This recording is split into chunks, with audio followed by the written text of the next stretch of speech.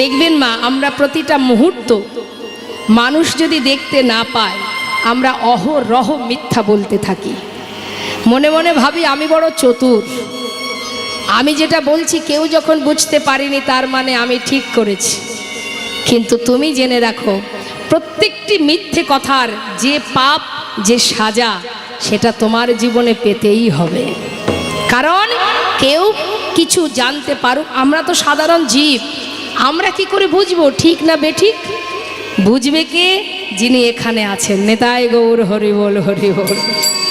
তার চোখের ফাঁকি জগতে আজ পর্যন্ত কেউ দিতে পারেনি, আমিও পারবো না, তুমিও পারবে। তাই সময় হলেই তোমার পাপের সাজা তোমাকেই পেতে হবে।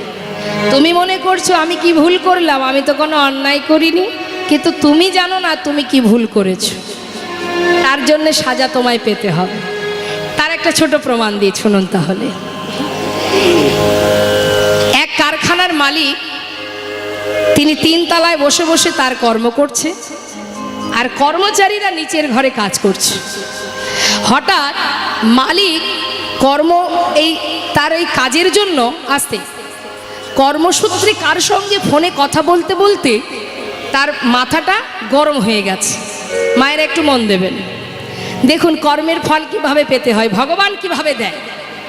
এখন যে মালিক কাজের জন্য কারোর সাথে কথা বলতে বলতে মাথা গরম করে বসে আছে, সেই মালিকের কাছে কর্মচারী গিয়েছে তার একটা বিশেষ দরকারের জন্য। এখন যেই না মালিকের কাছে গেছে, মালিকের তো প্রচণ্ড মাথা গরম। হ্যাঁ, এখন সে দাঁড়িয়ে বসে আছে, আর কর্মচারী গিয়ে তাকে গিয়ে বলছে, মালিককে যখন তার সমস্যার কথাটা বলছে, মালিক কিছুতে নিতে পারছে না, সহ্য করতে পারছে না। কিন্তু কর্মচারী সে বারবার বলছে দেখে মালিকের রাগ হয়ে গেছে, রাগের আগে কর্মচারীকে একটা চড় বসিয়ে দিয়েছে।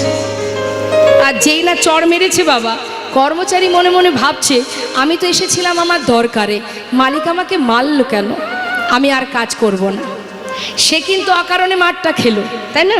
এই যে মার দিল, সে বলবে আমার মাথা ঠিক ছিল না, মেরেছি। কিন্তু তুমি যেটা করছো এটা তো অপরাধ। তুমি জেনে রাখো, যে কারণেই তুমি কর্ম করো না কেন, অপরাধী যেভাবেই করো না কেন, সাজা তোমায় পেতে হবে। তা এবার কি হয়েছে, যেই না মেরেছে সে ঘরে ফিরে গেছে। এখন ঘরে যেই ফিরে গেছে বাবা, দেখুন কি করে সাজা পাচ্ছে। এখন বাড়ির গিন্নি জিজ্ঞাসা করছে, স্বামী তুমি কাজ না করে চলে এলে তাড়াতাড়ি, তুমি কি ব্যাপার, কোথায় গিয়েছিলে, তুমি কি কারখানায় যাওনি? মালিকের কর্মচারী যে, তারও তো মাথা গরম। এখন তার গিন্নি বারবার বলছে বলে সেও একটা তার গিন্নিকে চড় বসিয়েছে। এবার গিন্নি চিন্তা করছে, মারলো আমাকে, ভালো কথা জিজ্ঞাসা করলাম, হ্যাঁ থাকবোই না এই সংসারে। তারও রাগ হয়ে গেছে। সে কি করেছে, কাপড় চোপড় গোছাচ্ছে চলে যাবে বলে। এখন যেই না ঘর থেকে বেরোবে, বড় ছেলে এসে ডাকছে, মা মা যাচ্ছ কোথায় ভর দুপুরে, খিদে পেয়েছে খেতে দাও। যেই বলেছে খেতে দাও, মারও তো মাথা গরম। মাও রাগে রাগে ছেলেকে একটা, যেই না চড় বসিয়েছে, ছেলে চিন্তা করছে আমি খেতে চাইলাম, মা আমাকে মারলো, আজকে থেকে আর বাড়িতেই খাবো না। রাগে রাগে সে ঘর থেকে বেরিয়ে যাচ্ছে। দেখুন মারটা কোথা থেকে আসছে মা, পরপর। এবার যেই না নিচে নেমেছে, ছোট ভাই ছিল নিচে, সে বলছে, দাদা এই দাদা কোথায় যাচ্ছিস, আমি একটু যাব তোর সঙ্গে। দাদারও তো মাথা গরম, সে বলছে তুই যাবি, আমার সঙ্গে যাবি। সেও রাগে রাগে একটা ভাইকে চড় মেরেছে। ভাইকে যেই মেরেছে, ভাই তো আর পাল্টা দাদাকে মারতে পারছে না। সে কি করবে, তারও রাগ, সে তার রাগটা কোথায় দেবে। এবার পাশে একটা কুকুর শুয়েছিল, একটা লাঠি জোগাড় করে কুকুরটাকে ধরে মেরেছে। আর কুকুর মার খেয়ে সেখান থেকে উঠে চিৎকার করতে করতে রাস্তায় গেছে। এবার রাস্তায় গিয়ে সেই কুকুর সে একজনকে কামড়ে দিয়েছে। কাকে কামড়িয়েছে জানেন মা? সেই কারখানার মালিক। নেতাই গৌর হরি বল, হরি বল। এবার বুঝুন একটা চড়ের ফল, এক কুকুর কামড়ালে তার কত কষ্ট পেতে হয়। তাই মাগো, ভগবান কিভাবে কখন কাকে সাজা দেবে, এই সাজার কারণটা তোমার কর্ম। তার জন্য তিনি নন, তিনি তোমাকে দিচ্ছে, তোমার কর্ম অনুযায়ী ফল পাচ্ছ। তবে যদি কখনো কষ্ট পাও, জেনে রাখো, যদি কখনো কষ্ট পাও, ভাববে না ভগবানকে কটু কথা বলবে না। কেননা আজকে যদি আমি কষ্ট পাই, দুফোঁটা চোখের জল যদি আমার এই চোখে আসে, দুফোঁটা জল যদি পড়ে, জানবে আমার জীবনের অপরাধ খণ্ডন হয়ে যাচ্ছে। হরি বল, হরি বল। আর যত কষ্ট পাবো তত জীবনের হাজার হাজার অপরাধ দূরীভূত হয়ে যাবে মা। একদিন সমস্ত অপরাধ থেকে মুক্তি পেয়ে, সমস্ত জ্বালা যন্ত্রণা থেকে মুক্তি পেয়ে একদিন আমরা আমার গোবিন্দকে চিনতে পারবো, তার ভক্ত হতে পারবো এবং তার চরণে আশ্রয় পাব, যদি তার প্রতি আমাদের বিশ্বাস ভরসা থাকে। বিশ্বাস করো। আর ভগবান যদি বলো কোথায় তিনি, ভগবান কোথায়, ভগবানকে পাবো কি করে? অনুভব করো। অনুভব ছাড়া বুঝতে পারবে না। যেমন মনে করুন না, একটা সুন্দর কথা বলি, আপনার জীবনে যদি কষ্ট আসে, কষ্ট কি দেখা যায়? যায় না। কেউ বলতে পারবে যে কষ্টের ওজনটা কতটা, কত রকমের, মানে কষ্টটা কত ওজনের, কত পরিমাণ? বোঝা যায় না। এটা আপনার অনুভব যে কতটা কষ্ট হচ্ছে, তাই না? এটা যেমন দেখা যায় না। যদি আপনার হাজারো কষ্ট, আপনাকে যদি ডাক্তারখানা নিয়ে যাওয়া হয়, ডাক্তার যদি কেটে কেটে টুকরো করে দেয়, ডাক্তার তিনি কি বলতে পারবে যে তোমার কতটা, কত কেজি ওজনের কষ্ট ছিল মনে? তাহলে কষ্ট যেমন দেখা যায় না, অনুভব করতে হয়, ভগবানকেও অনুভব করতে হয়। যেদিন তোমার অনুভূতি শক্তি তৈরি হবে, যেদিন তুমি তোমার ভগবানকে জানতে পারবে, বুঝতে পারবে, যেদিন অনুভব করতে পারবে যে সে আছে, সে তোমার কাছে আছে, তোমার জীবনে কষ্ট আসার আগে সে তোমার কাছে এসে হাজির হবে। তাই গৌর হরিবোল, হরিবোল। এখানে আছে সে, অহরহ তোমার কাছে আছে। অনুভব করো, বুঝতে শেখো, তখন তুমি দেখতে পাবে প্রতিটি পাতায় পাতায়, প্রতিটি রন্ধ্রে রন্ধ্রে, প্রতিটা জায়গায়, প্রতিটা জিনিসের মধ্যে তিনি তোমার কাছে আছে। মহাজন লীলার পাশে দাঁড়িয়ে বললেন, হে প্রভু, যারা তোমাকে ভালোবাসে তারা তো জানে তোমাকে ভালোবাসলে কি সুখ, তুমি কি করে বুঝবে? বলুন দেখি মা, আপনার সন্তান যদি বিদেশে কাজে যায়, হরে কৃষ্ণ, যাবার সময় আপনার অন্তরে কষ্ট হয় কি না? আবার ছেলে 3 বছর পরে ফিরবে, যখন পুত্ররা বাইরে যায় কাজে, মায়ের অন্তর কাঁদে। আবার যখন 3 বছর পরে ছেলে ঘরে ফিরে, মায়ের মনে আনন্দে ভরে ওঠে। এখন যদি ছেলে জিজ্ঞাসা করে, মা আমি যাবার সময় তুমি কাঁদো আর আমি ফিরে এলে তুমি আনন্দ পাও, কেন মা? আচ্ছা, এই প্রশ্নের উত্তর কি মা দিতে পারবে? সে তো মায়ের অন্তর জানে। ছেলেকে বোঝাবে কি করে যে তুই চলে গেলে কি কষ্ট হয় আর তুই ফিরে এলে কি আনন্দ হয়? সে তো বোঝানো যাবে না বাবা। তাই ছেলে বারবার প্রশ্ন করছে বলে তখন মা বলছে, খোকা, সন্তান বিদেশে গেলে মায়ের অন্তর কেন কাঁদে আর সন্তান ফিরে এলে মা কেন আনন্দ পায়, এই উত্তর যদি জানতে হয় তাহলে তুই পুত্র হয়ে থাকলে হবে না, তোকে কারোর না কারোর মা হতে হবে। তাই গৌর হরিবোল। কোনোদিন যদি মা হতে পারিস, তোর মধ্যে যদি মাতৃত্ব থাকে, যেদিন তোর সন্তানে তোকে ছেড়ে বাইরে যাবে, সেই দিনই বুঝবি বাবা যে মায়ের মনে কেন কাঁদে আর কেনই বা মা হাসে। তাই আজ মহাজন বলছে, হে গোবিন্দ, ভক্তরা তোমাকে ভালোবেসে যে সুখ অনুভব করে সেটা যদি বুঝতে হয় তাহলে তোমাকে ভগবান হয়ে থাকলে হবে না, তোমাকে ভক্ত হতে হবে। তাই গৌর হরিবোল, হরিবোল। ভক্ত হও, ভক্ত সঙ্গ করো, ভক্তের চরণধুলি অঙ্গে মাখো, তবেই তো বুঝবে। কি করে বুঝবে না হলে? কি গো মা, একটা মিষ্টির দোকানের কারিগর যিনি হন তিনি জানেন যে রসগোল্লা সন্দেশ কি করে বানাতে হয়। যিনি মালিক তিনি কি জানেন? তিনি তো ছানা চিনি কারিগরকে দিয়ে দেন, যাও সন্দেশ রসগোল্লা বানাবে। এখন মালিক যদি ভাবে যে কিভাবে সন্দেশ রসগোল্লা তৈরি হয় আমি জানতে চাই, তাহলে তাকে কি আর মালিক থাকলে হবে মা? ওই মালিকের আসন ছেড়ে তাকে কারিগরের আসন গ্রহণ করতে হবে, তবেই বুঝবে কিভাবে তৈরি হয়। তাই গৌর হরিবোল। তাই হে প্রভু, তুমি তোমার ভগবান জ্ঞান শূন্য করে যদি তুমি ভক্ত হতে পারো, ভক্ত সঙ্গ করতে পারো, চরণধুলি মাখতে পারো, তবেই বুঝবে ভক্ত তোমাকে ভালোবেসে কি সুখ পায়। কি গো মা, আপনারা খেলা করেন না? ছোটবেলায় খেলেছেন তো? কি খেলা করতেন?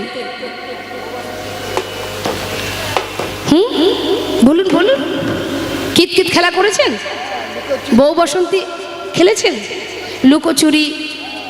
আচ্ছা, তা গোবিন্দ খেলছেন, তা গোবিন্দের খেলাটা কেমন শুনুন। এই খেলা কখনো খেলেছেন কিনা দেখবেন। এই সখা, আজকের খেলাটা হচ্ছে বিনোদ খেলা। বিনোদ অর্থাৎ নূতন, আবার বিনোদ কথার অর্থ হচ্ছে সুন্দর। হ্যাঁ, আজকের খেলাটা হলো পাতা পাতা খেলা। পাতা পাতা খেলা? এই আবার কেমন খেলা? বলে শোন, যতগুলি এখানে শাখা আছে ততগুলো পাতা তুলব, তার মধ্যে একটা পত্র ছিদ্র করা হবে। এই ছিদ্রপত্রটা যার ভাগ্যে পড়বে সে কিন্তু চোর। এবার যারা জিতে যাবে তাদেরকে একে একে কাঁধে তুলে নিয়ে বংশীবট থেকে কেশিঘাটে, আবার কেশিঘাট থেকে বংশীবটে নিয়ে যেতে হবে, নিয়ে আসতে হবে।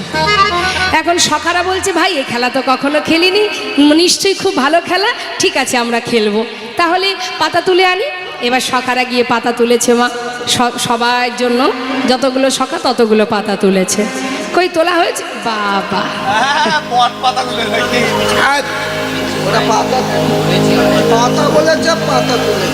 আচ্ছা শোন, এই যে পাতা তোলা হলো, এবার এর মধ্যে একটা পাতা আমি ছিদ্র করব, কেমন? এবার পাতা ছিদ্র করে তার মধ্যে মিশিয়ে নিয়েছে, নিয়ে এবার একে একে ডাকছে, নে সখা নে পাতা নে। বিনোদ খেলা, বিনোদ কই দেখি, দেখা। ভালো কচি পাতা পড়েছে। এ সখা পাতা সরা। হ্যাঁ, কচি পাতা দেখি। আমার ছোট পাতা কিন্তু ভালো পাতা। বেশ, হ্যাঁ এদিকে আয়, পাতা নিয়ে যা। ক্যামেরা ভাঙবে, ক্যামেরা ভাঙবে, ক্যামেরা।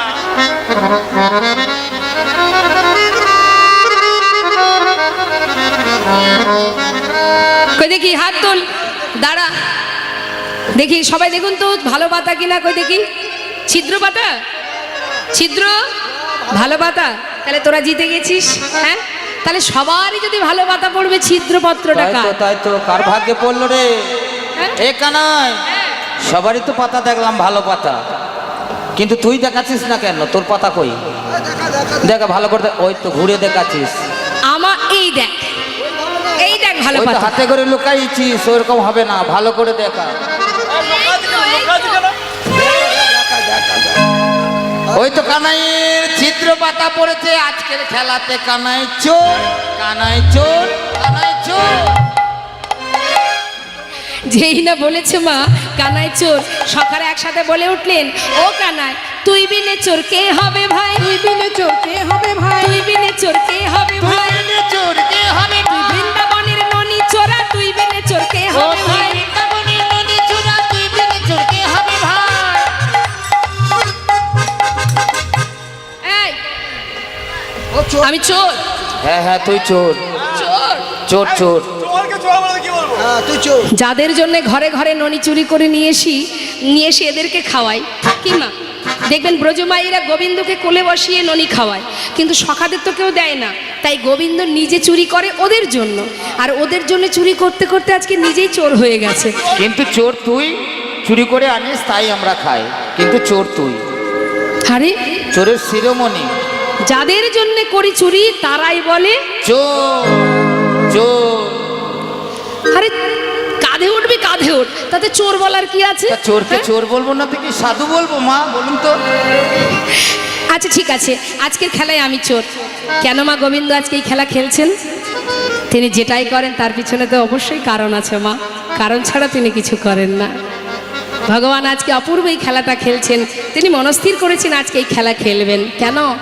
একদিন নিরজনে বসে ভগবান মনে মনে ভাবে, এই জগতের যে যারা হা কৃষ্ণ কৃষ্ণ বলে নয়ন জলে বুক ভাষায় কাঁদে,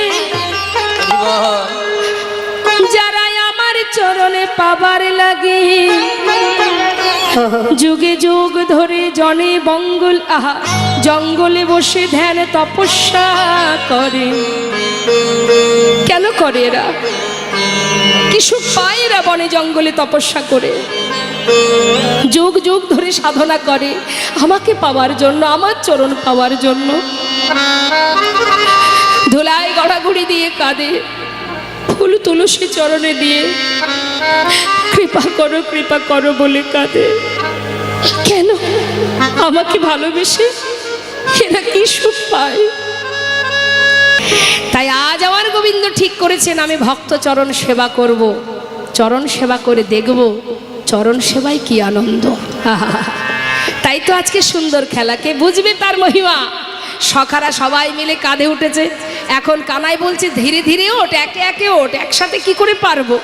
তাহলে কে আগে উঠবে? সুদামা, আয় তুই এসে আগে আমার কাঁধে ওঠ। সুদামা কি করেছে? কানার কাঁধে বসেছে। কিভাবে বসেছে জানেন মা? এক কাঁধে, সামনে একটা চরণ, পিছনে একটা চরণ। আবার চুলগুলো ধরে রেখেছে। কেন? কানাই যখন দৌড়াবে আমি তো পড়ে যেতে পারি, তাই মুঠো করে ধরেছে চুলগুলো। আর এদিকে গোবিন্দ আমার ভক্তকে কাঁধে করে নিয়ে যাচ্ছে। কিন্তু মনে মনে ভাবছে গোবিন্দ যে আমি তো ভক্তের চরণ সেবা করব, কিন্তু একটা চরণ পিছনে আছে, সেটাকে না আনলে সামনে আমি যুগল চরণ সেবা করব কি করে? তাই যাচ্ছে বটে, আর মনে মনে ভাবছে কি করে আমি পিছনে চরণটা সামনে আনবো। এবার ছুটতে ছুটতে হঠাৎ সখা মানে সুদামা বলছে, এই কানাই একটু ধীরে ধীরে চল না ভাই। যেই না বলেছে ধীরে ধীরে চল, সঙ্গে সঙ্গে গোবিন্দ সুযোগ পেয়েছে।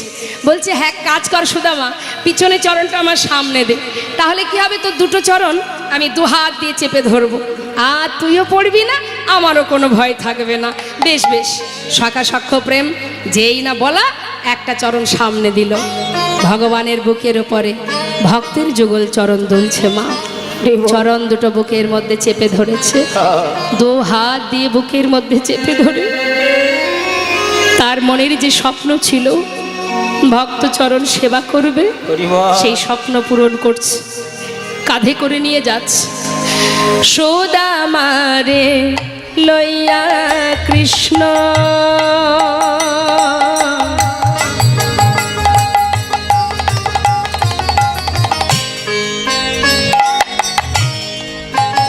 আজ করিল গমন।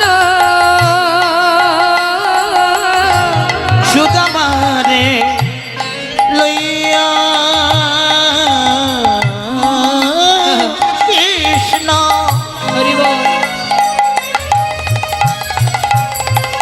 দেখা করিলা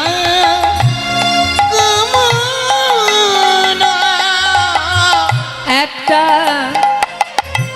পক্কয়ম্র বৃক্ষ তলে আসিয়া দাঁড়ালো। পক্কয়ম্র বৃক্ষ তলে দেখো আসিয়া দাঁড়ালো। আজি মন্দ মন্দ সেবা করে, মন্দ মন্দ সেবা করে ভক্তের যুগল চরণ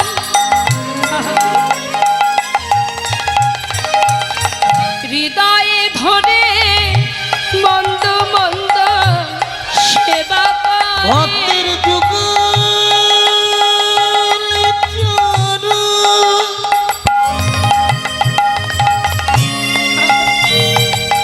প্রভু আমার হৃদয়ে ধরে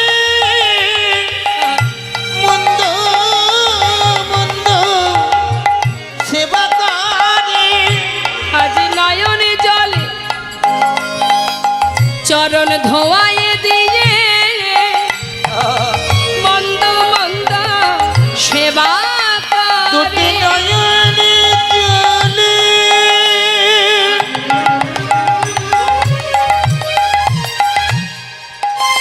চরণ ধোয়াই দিয়ে মন্দ মন্দ সেবা করে। পক্কয়ম্র বৃক্ষ তলে আসিয়া দাঁড়ালো। পক্কয়ম বৃক্ষ তলে আসিয়া দাঁড়ালো। একটা পাকা আম গাছের তলায় এসে দাঁড়িয়েছে। সুদামা বলছে কানাই একটু দাঁড়া না ভাই, দেখ দেখ কত সুন্দর গাছে পাকা পাকা আম ঝুলছে।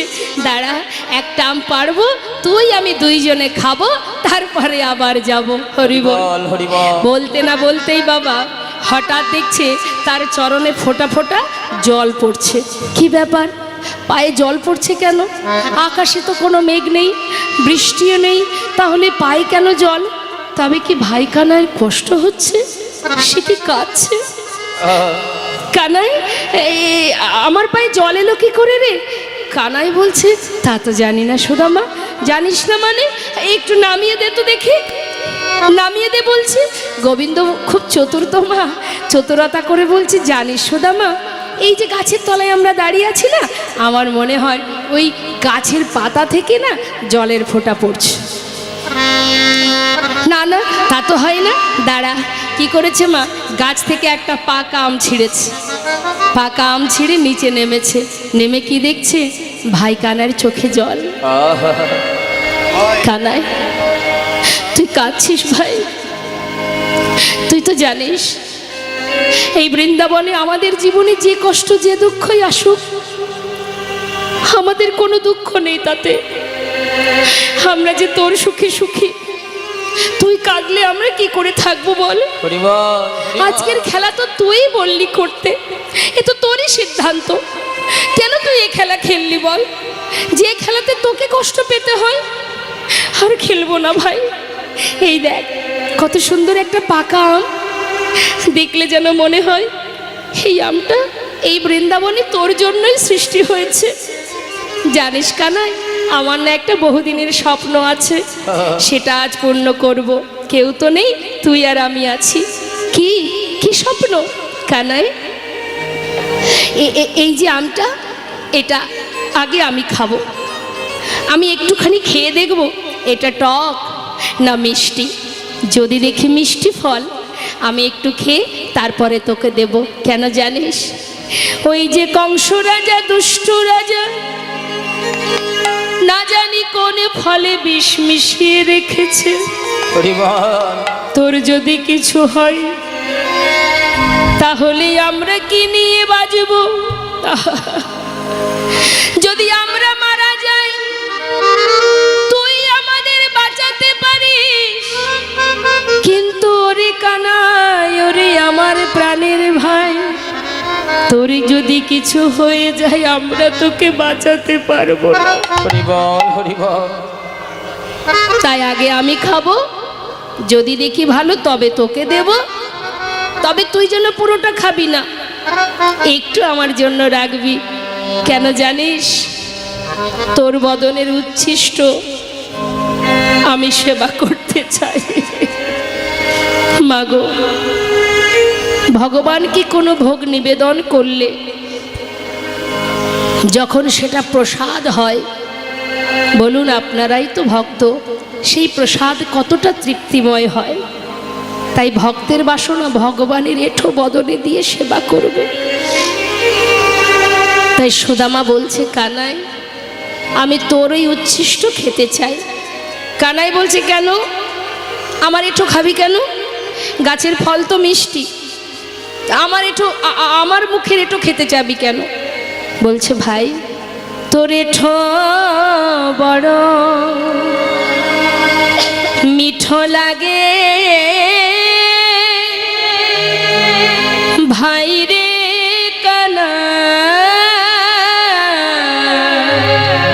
তোর এঁঠো বড় মিঠো লাগে ভাই রে কানা। ও, গাছের ফল মিষ্টি নয়, আমার এঁঠোটা মিষ্টি। হ্যাঁ, কানা সুদামা বলছে, কানাই, গাছের ফল তো মিষ্টি হয়, কিন্তু সেই ফল যখন তোর বদনে যাবে সে যে আরো মিঠো হবে। ওরে ভাই, আমার মন বলে কি জানিস, ও রাঙা, ওরে ওই যে তোর বদনটা, ওই যে বদনের যদি কোনো কিছু আমি সেবা করি, তুই সেবা করিস, সেটা যে কত অমৃত। সে যে কত সুস্বাদু। আমার বিশ্বাস তোর অধর অধর মাঝে না জানি কি সুধা আছে। ওরে ভাই ও রাঙা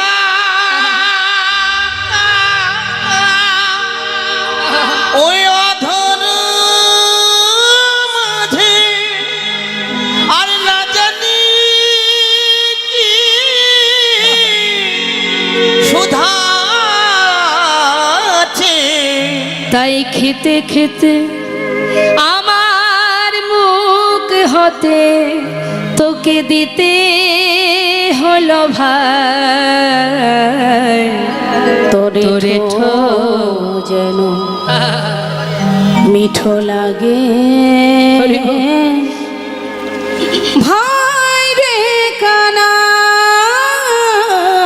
তোরে তোমার মিঠু লাগে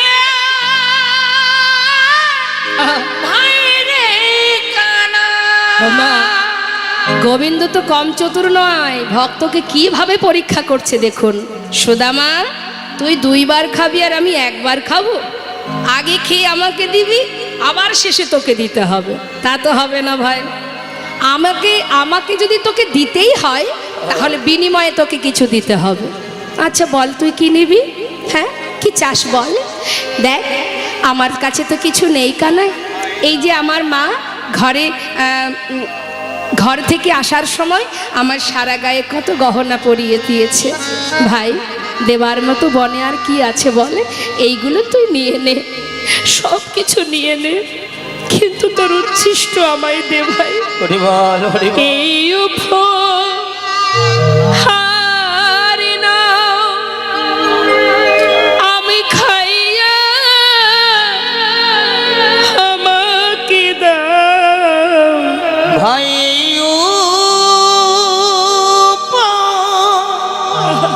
ওই হার নাও আমি খাইয়া আমাকে দাও।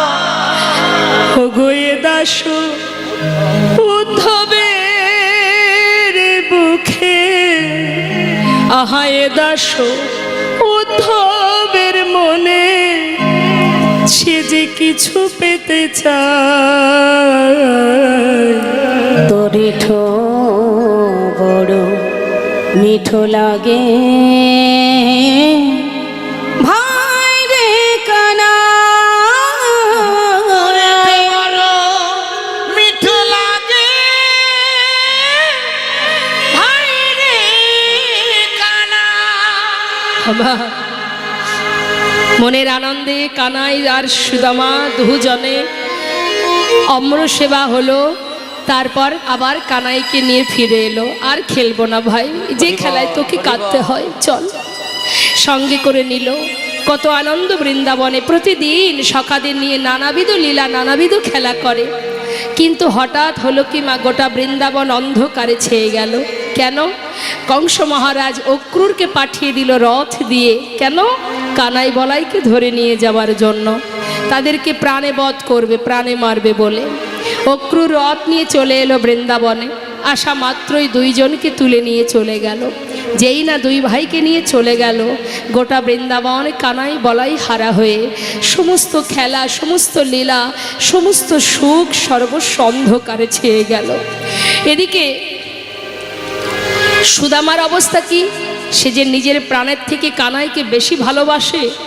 আজ যখন কানাই চলে গেল বৃন্দাবন ছেড়ে, এই সুদামা পথে পথে কানাই কানাই কানাই বলে যখন ঘুরতে শুরু করে, পাগলের মতো ঘোরে, তখন তার পিতা মটকমণি তিনি পড়েছে চিন্তায়। ছেলে কি আমার কানাইয়ের জন্য পাগল হয়ে যাবে? কি করি এখন আমি? কোথায় আছে কানাই? তার সন্ধান যদি পেতাম, আমি সেখানে তাকে ছেলেকে রেখে আসতাম। মটকমণি ছেলের অবস্থা দেখে, তার লক্ষণ ভালো নেই দেখে, তাকে কানার কাছে আবার পুনরায় পৌঁছে দেবার জন্য তার পিতা মটকমণি খুঁজতে শুরু করলেন কানাই কোথায় আছে, কিন্তু সর্বত্রই খুঁজছে, কোথাও তার সন্ধান পাচ্ছে না। বৃন্দাবনে নাই কৃষ্ণ, মথুরাতে নাই, বৃন্দাবনে নাই কৃষ্ণ, মথুরাতেও নাই, বৃন্দাবনে নাই কৃষ্ণ, মথুরাতেও নাই, মথুরাতে নাই কৃষ্ণ, দ্বারকাতে নাই, মথুরাতেও নাই কৃষ্ণ, দ্বারকাতেও ওই নাই। না মথুরায় নাই কৃষ্ণ, দ্বারকায় নাই।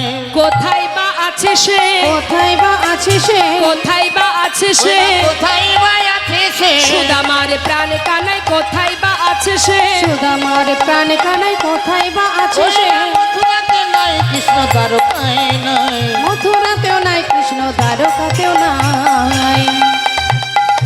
বৃন্দাবনে নাই, মথুরায় নাই, দ্বারকায় নাই, কোথাও যখন নেই তাহলে আছে কোথায়? চারিদিকে খুঁজে পাচ্ছে না, তাহলে গেল কোথায় কানাই? চিন্তা করছে। হঠাৎ কি হলো মা? গোবিন্দ আমার মথুরায় গেলেন, মথুরায় গিয়ে কংসকে বধ করলেন, সমস্ত মথুরাতে যারা কারাগারে বন্দী ছিল সবাইকে উদ্ধার করলেন। উদ্ধার করার পর কিন্তু গোবিন্দ আর বৃন্দাবনে ফিরে আসেননি, তিনি এসেছিলেন কোথায়? তার গুরুগৃহে। নিতাই গৌর হরিবল হরিবল। হরি বল। গুরুগৃহে সান্দিপুনি মুনির আশ্রমে, কৃষ্ণের গুরু সান্দিপুনি মুনি সেই আশ্রমে এসে ওই গুরুদেবের শিক্ষা গুরু, সেখানে এসে গুরুর কাছে শিক্ষা নেবে বলে সেখানে রয়ে গেলেন। আর এই গুরুদেবের কাছে যখন এলেন, সঙ্গে ছিল কি বলরাম, সেই খবর চলে গেল বৃন্দাবনে যে কানা এসেছে গুরুগৃহে। হরিবল হরি। এবার বলুন দেখি মা, যিনি ভগবান তিনি কেন গুরুকুলে গেলেন? আমরা এমনই সব জ্ঞানী ব্যক্তি, অনেকে বলে দীক্ষা শিক্ষা নিয়ে কি হবে, দীক্ষা নেওয়ার কোনো দরকার নেই। যদি দীক্ষা শিক্ষা না নিই তাতে কি আছে? আমি যদি সঠিক থাকি, ভুল কাজ না করি, সৎকর্ম করি, আমার দীক্ষার দরকার নেই। জেনে রাখবে, তুমি যদি গুরুমন্ত্র জপ না করো, আশ্রয় যদি না করতে পারো, তাহলে কোনোদিন তুমি গোবিন্দের ভক্ত হতে পারবে না। আশ্রয় তো করতে হবে বাবা, আশ্রয় না করলে বিষয় পাওয়া যায়? মনে করুন বাজার থেকে একটা আলমারি কিনবেন, আলমারিটা বিষয়, আর এই আলমারিটা কিনতে গেলে কাকে আশ্রয় করতে হবে? ভ্যান ভ্যান ভ্যানে কি আশ্রয় করতে হয় মা? টাকা। টাকা যদি না থাকে তুমি আলমারি পাচ্ছ না। অর্থাৎ আশ্রয়, অর্থাৎ টাকাটা হচ্ছে আশ্রয় আর আলমারিটা বিষয়। তার মানে কি, কোনো একটা জিনিস যখন তুমি কিনবে, যে কোনো জিনিস কিনতে গেলে তার জন্যে আশ্রয়ের প্রয়োজন। তাহলে আশ্রয় করলে বিষয় পাওয়া যায়। তুমি যদি আশ্রয় করতে না পারো, তাহলে বিষয় কি করে পাবে? আশ্রয় তোমাকে করতে হবে। এখনো অনেকে আছে দীক্ষা শিক্ষা তাদের হয়নি। ভগবান নিজে আচরণ করে জীবকে শিক্ষা দিলেন, আগে শিক্ষা অর্জন করো, শিক্ষা অর্জন করো, মন্ত্র জপ করো, তবেই তুমি গোবিন্দের কৃপা লাভ করতে পারবে। আজ দেখুন ভগবান কৃষ্ণ তিনি গুরুকুলে গেছেন শিক্ষা নেবার জন্য, আর সেই খবর যখন বৃন্দাবনে, তখন সুদামার বাবা দেরি না করে ছেলেকে নিয়ে যাচ্ছেন সেখানে, ছেলেকেও সেই গুরুকুলে রাখবেন বলে। আগেকার সময় তো এত আর স্কুল কলেজ ছিল না, ছিল কি? আগেকার সময়ে ছেলে মেয়েদের শিক্ষা অর্জন করাতে গেলে গুরুকুলে তাকে রেখে আসতে হতো। তাই আজ সুদামার বাবাও তিনি দেরি না করে ছেলেকে নিয়ে যাচ্ছেন কোথায়? গুরুগৃহে। হরিবল হরিবল। শিক্ষার উদ্দেশ্যে আজি তাহাই চলিল, শিক্ষার উদ্দেশ্যে আজি তাহাই চলিল, যেই না পৌঁছালো, ভাই কানাইকে দেখা মাত্র কি করলেন সুদামা? বহুদিন পর ভাই কানাইকে পাইল, বহুদিন পরে ভাই কানাইকে পাইল, বহুদিন পরে ভাই কানাইকে পাইল, আনন্দ ধরে না, আনন্দ ধরে না, আনন্দ ধরে না, আনন্দ ধরে না, হরিবল হরিবল গাই গৌর হরিবল। আনন্দ ধরে না, ভাই কানাইকে ধরে না, বহুদিন পরে ভাই কানাইকে পাইল, বহুদিন পরে ভাই কানাইকে পাইল। ভাই কানাইকে পেয়ে জড়িয়ে ধরে আনন্দ করছে। এমন সময় গুরুদেবকে আসতে দেখে সবাই বলা বলি করছে, এই বস বস, এ বস বস বস বস বস। বস বস। সব চুপ, ওই দেখ গুরুদেব আসছে। দেখুন স্কুলে যখন টিচার ঢোকে তখন কি হয়, সব বলে চুপ চুপ চুপ, স্যার ঢুকছে। তো এখন যেই না পাঠশালাতে গুরুদেব ঢুকেছে, ঢোকা মাত্রই বলছে সবাই ভালো আছো? হ্যাঁ ভালো আছি গুরুদেব। শুনলাম আমার পাঠশালায় 3 জন নতুন ছাত্র এসেছো, কই দেখি হাত তোলো, কে কে নতুন? এই যে আমি নতুন গুরুদেব। এই যে আমি নতুন মাস্টার আর- গুরুদেব। আমি নতুন গুরুদেব। আচ্ছা আচ্ছা আচ্ছা, এই তোমার নাম কি? আমার নাম গুরুদেব বলরাম। এই খুব চঞ্চল, দেখেছেন মা, এক জায়গায় থির হয়ে দাঁড়িয়ে নেই। এই নাম কি তোমার? কৃষ্ণ গুরুদেব। হ্যাঁ, আমার নাম কৃষ্ণ। হ্যাঁ, কৃষ্ণ না গণেশ। ভালো করে দেখুন, এটা কৃষ্ণ বলে মনে হচ্ছে। আমার নাম কৃষ্ণ গুরুদেব। গণেশ ঠাকুর। ও তুমি কৃষ্ণ, আচ্ছা। আর তোমার নাম কি? আমার নাম গুরুদেব সুদামা। সুদামা। আচ্ছা, বলরাম, হ্যাঁ। তুমি কি শিক্ষা নেবে? আমি শিক্ষা নেব গুরুদেব, মানে মনস্থির করেছি ওই ধনুর্বিদ্যা, মানে হাতে চালাবো। বাহ বাহ বাহ বাহ বাহ, তুমি ধনুর্বিদ্যায় শিক্ষা অর্জন করবে। এই কৃষ্ণ, তুমি কি শিক্ষা নেবে? ওই হাতে বাতে চালাতে পারবো না গুরুদেব, এখন যেটা চলছে রাজনীতি হচ্ছে। কোনটা রে কোনটা? রাজনীতি। হরি ভালো, বল। ভালো। হ্যাঁ, ওটা শুনো।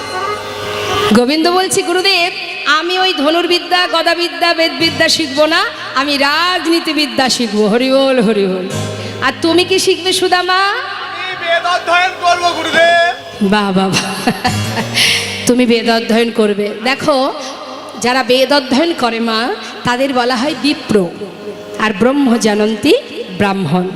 হ্যাঁ, জন্ম জায়তে শূদ্র, সংস্কারে ন দ্বিজ, বেদ পাঠের ভাবেদ বিপ্র, আর ব্রহ্ম জানন্তি ব্রাহ্মণ।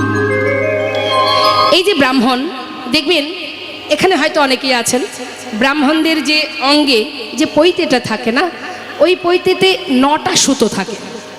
এই 9টা সুতোর অর্থ কি? দেখবেন ব্রাহ্মণদের অঙ্গে থাকে। এই 9টা সুতোর অর্থ হচ্ছে ব্রাহ্মণদের মধ্যে 9টা গুণ থাকতে হয়। এই যে 9টা গুণ কি কি? এই যে ব্রাহ্মণ এখানে অনেকগুলো আছে, দেখুন একটা ব্রাহ্মণে একটা ব্রাহ্মণ। এই যে বলো ব্রাহ্মণ, 9টা গুণ কি কি বলো? ভালো ভালো। সম, দম, তপ, শৌচ, ক্ষান্তি, জ্ঞান, বিশেষ জ্ঞান, আস্তিকাম, আর তাহলে এই যে 9টা গুণ বললেন, শান্ত প্রকৃতির হতে হবে। সম অর্থাৎ শান্ত, শান্ত ভাব। ব্রাহ্মণদের উগ্রচণ্ডা হলে হবে না, শান্ত মস্তিষ্কের চাই। আর কি? দম অর্থাৎ দমন করবার শক্তি, 10 ইন্দ্রকে দমন করে রাখতে হবে। সে তোমার বশীভূত হবে, তুমি তার বশীভূত হলে হবে না, এটা ব্রাহ্মণেদের গুণ। আর কি? তপ মানে তপস্যা করার শক্তি।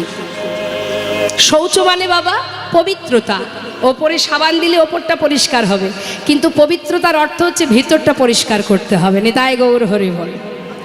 আর ক্ষান্তি মানে ক্ষমা করা। ব্রাহ্মণদের কর্ম হচ্ছে সবাইকে ক্ষমা করা। হ্যাঁ, অভিশাপ দেওয়া কিন্তু নয় তাদের কাজ। আস্তে। আর কি? আর্যবৎ মানে সরলতা, সবার প্রতি সমান দৃষ্টি থাকবে তার। আর কি বললেন? জ্ঞান।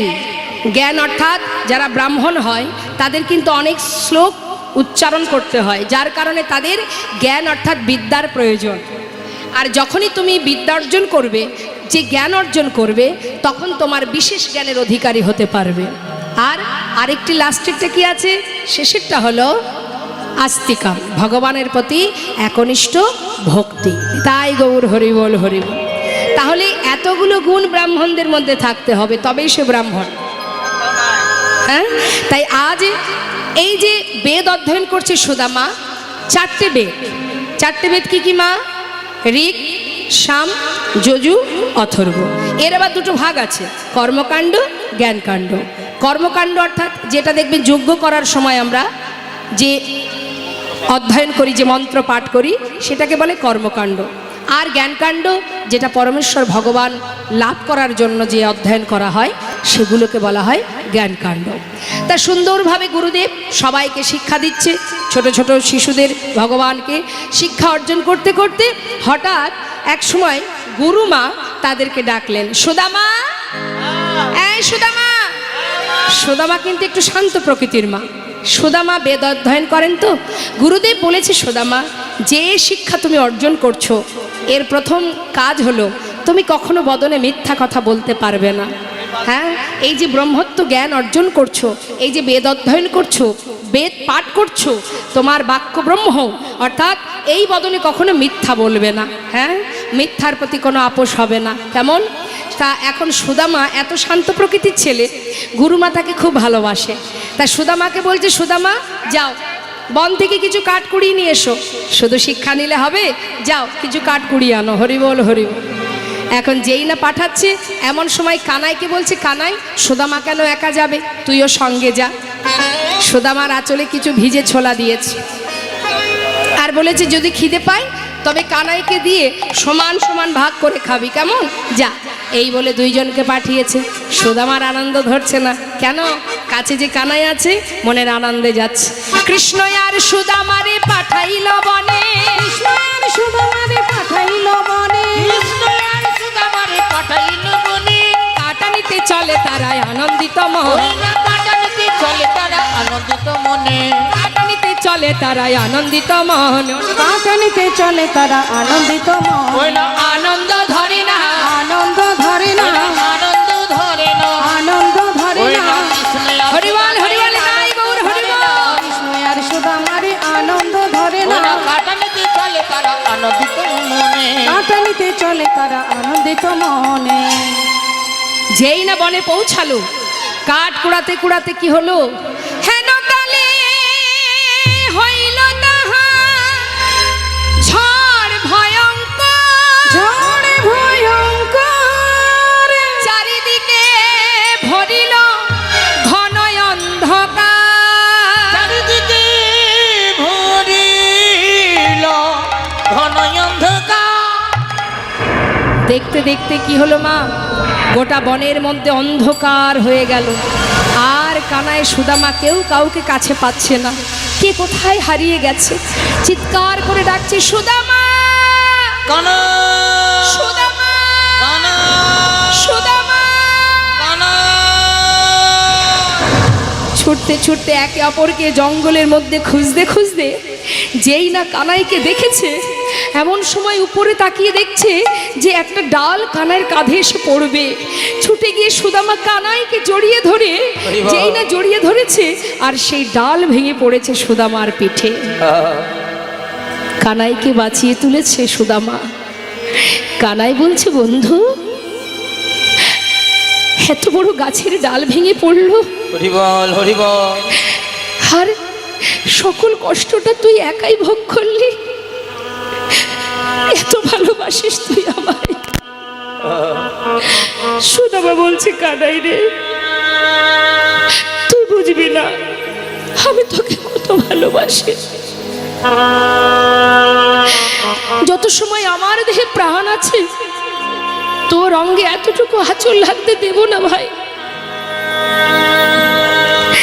প্রচন্ড ঝড় বৃষ্টি তো মা, অনেক সময় ধরে বৃষ্টি হচ্ছে বলে তারা দুই ভাই একটা গাছে উঠে বসেছে। এখন যে গাছে বসে আছে, একজন বসেছে নিচের ডালে আর একজন বসেছে উপরে। উপরে বসেছে সুদামা। একভাবে বৃষ্টি হয়ে যাচ্ছে, তাই কি করেছে, অপেক্ষা করতে করতে হঠাৎ মনে পড়ে গেল যে মা যে আমাদের ছোলা পাঠিয়েছিল, একটু না হয় ছোলাই খাই। এই ভেবে যেই না আঁচল থেকে খুলে মুখে দিতে যাবে, হঠাৎ ভাবছে মা যে বলেছিল ভাইকে দিয়ে খেতে, কিন্তু কানাই তো নিচের ডালে, ওকে দেবো কি করে। এক কাজ করি, এখন আমি খাই আর ওর জন্য রেখে দেব, নিচে নেমে ওকে দিয়ে দেব। এই ভেবে মা একটা একটা করে মুখে দিচ্ছে, আর এদিকে বৃষ্টিতে ভিজে গেছে সারা শরীর, ঠক ঠক করে কাঁপছে।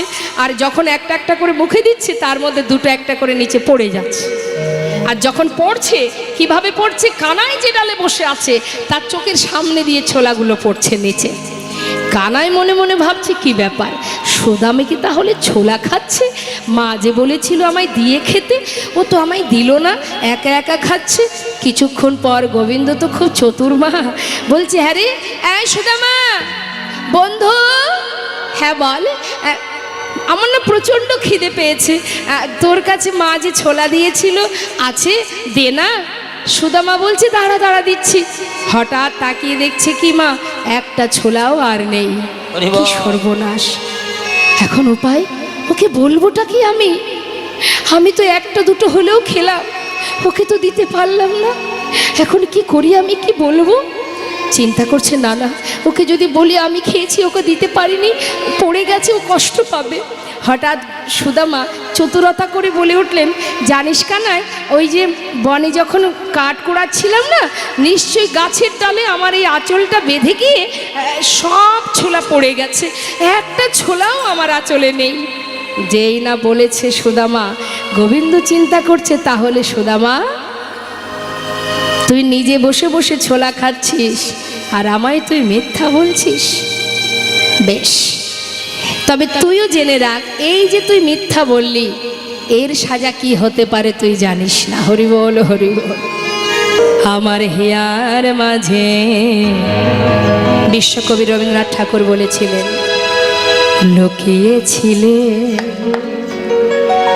দেখতে আমি পাইনি তোমায়, দেখতে আমি পাইনি। আমার হিয়ার মাঝে লুকিয়েছিলে দেখতে আমি পাইনি তোমায়, দেখতে আমি পাইনি। ওই বাহির পানে চোখ মেলেছি, বাহির পানে আমার হৃদয় পানে চাইনি। আমার হিয়ার মাঝে লুকিয়েছিলে দেখতে আমি পাইনি তোমায়, দেখতে আমি পাইনি।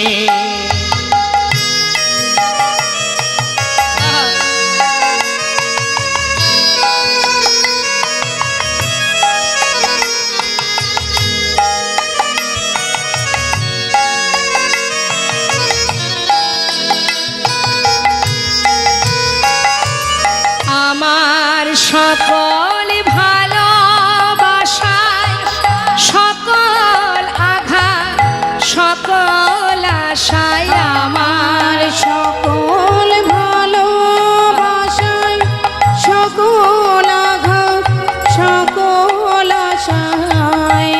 কি বলছে মা? তুমি যেমন আশাতেও আছো, তেমন তুমি ভরসাতেও আছো, তুমি আঘাতেও আছো, তুমি সুখেও আছো, তুমি সর্বক্ষণ আছো আমার কাছে। আমি তোমার কাছে যাইনি দয়াময়। আমার সকলে ভালোবাসায় সকল আঘাত সকল আশায় তুমি ছিলে আমার কাছে, তুমি ছিলে। আমি তোমার কাছে যাইনি। আমার নিতাই গৌর হরি বল হরি বল। লুকিয়েছিলে দেখতে আমি পাইনি তোমায়, দেখতে আমি পাইনি। আমার হিয়ার মাঝে লুকিয়েছিলে দেখতে আমি পাইনি তোমায়, দেখতে আমি পাইনি। এইভাবে জপ করতে হবে। আসবে না মানে সে এমনি আসবে, ডাকলে ডাকার মতো ডাকতে হবে। হরি বল হরি বল। আজ মধুময় শ্রীধাম বৃন্দাবনে ভগবান কৃষ্ণ মা প্রতিনিয়ত ভক্তদের সাথে নিয়ে, কোন ভক্ত? সখাদেরকে নিয়ে, সূক্ষ্ম প্রেমের ভক্ত যারা, তাই সখাদেরকে সাথে করে নিয়ে বনমাঝে নানাবিধ খেলা করে আর লীলা করে। আজ আমার গোবিন্দ সখাদেরকে সাথে করে নিয়ে বনমাঝে খেলা করছেন, নানাবিধ খেলার মধ্যে ডুবে আছে। আমরা দেখতে পাচ্ছি ভগবান খেলছে, তাই তো? ভগবান খেলছে কোথায় মা? হরে কৃষ্ণ। আমার সাথে একটু কথা বলুন, তাহলে আমারও ভালো লাগবে, আপনাদেরও ভালো লাগবে।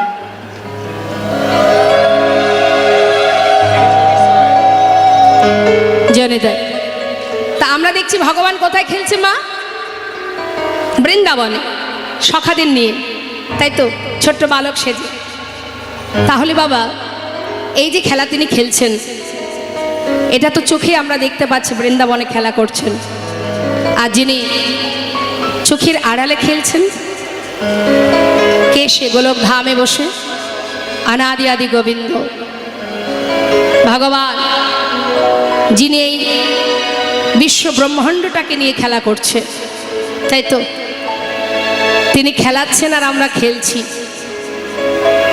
শুধুমাত্র লীলার কারণে যুগে যুগে এসেছেন গোবিন্দ, সত্য ত্রেতা দাপর কলি। আস্তে আস্তে কথা বলবেন না। যুগে যুগে তিনি এসেছেন, নানাবিধ লীলা করেছেন, এটা তো শুধু লীলা করবার জন্য। কিন্তু প্রকৃত যে খেলা, তিনি তো আপন মনে নিরজনে বসে বসে গোলকধামে বসে বসে খেলছে। তারই খেলা দর্শন করে এই পৃথিবীতে যেভাবে সবাই খেলছে, সেই খেলাকে দর্শন করে একজন খুব গভীর নিগাড় ভক্ত, যিনি বিদ্রোহী কবি কাজী নজরুল ইসলাম তামাম, যিনি প্রকৃত খেলা করছেন আমাদের নিয়ে, বিধর্মী কাজী নজরুল ইসলাম শাস্ত্রে বললেন, ভগবানের ভক্ত যারা হয় তাদের কোনো আলাদা জাত থাকে না, তারা শুধুমাত্র ভগবানের দাস, এটাই তাদের আসল পরিচয়। তাই সেই নজরুল ইসলামের একটা গান আমি শোনাবো। কথাগুলো প্রত্যেকটা শব্দ একটু মন দেবেন না, আমি বুঝিয়ে দেব কি বলছি। খেলিছ হে বিশ্বলয়ে বিরাট শিশু আনমনে খেলিছ এই বিশ্বলয়ে বিরাট শিশু আনমনে খেলিছ। প্রলয় সৃষ্টি তব পুতুল খেলা, নিরজনে প্রভু নিরজনে খেলিছ এই বিশ্বলয়ে বিরাট শিশু আনমনে খেলিছ। কি বলছেন কথাটা? তুমি বিরাট শিশু, ছোটখাটো শিশু নও। কখনো প্রলয় করছো, কখনো সৃষ্টি করছো। এই প্রলয় আর সৃষ্টি তোমার কাছে একটা পুতুল খেলার মতো। হরিবল হরিবল। তা তিনি যে খেলছেন কোথায় বসে মা? আমাদের ধরা ছোঁয়ার বাইরে। সেখানে পৌঁছাতে গেলে ভজন প্রখর হতে হবে। কি বলছে? শূন্যে মহা আকাশে তুমি মগ্ন লীলা বিলাসে, শূন্যে মহা আকাশে তুমি মগ্ন লীলা বিলাসে, শূন্যে মহা আকাশে তুমি মগ্ন লীলা বিলাসে, ভাঙিছ গড়িছ নীতি ক্ষণে ক্ষণে, নিরজনে প্রভু নিরজনে খেলিছ এই বিশ্বলয়ে বিরাট শিশু আনমনে খেলিছ। মা, ভগবান যে খেলছেন, কি নিয়ে খেলছেন? আমরা যেমন খেলা করি, অনেক খেলনা আছে না আমাদের মা? হ্যাঁ, কত খেলা, কিতকিত খেলা, লুডো খেলা, ব্যাট বল খেলা। হ্যাঁ, কিন্তু ভগবানের খেলনাগুলো কি? শুনুন মন দিয়ে, কি বলছে কাজী নজরুল ইসলাম। হে প্রভু, হে জগতেরও না, হে জগৎ পিতা, তোমার খেলনা তারকার বিশ্বসে খেলনা তব, হে দাসী পড়িয়া আছে রাঙা পায়ের কাছে, রাশি রাশি তারকার বিশ্বসী খেলনা তব, হে দাসী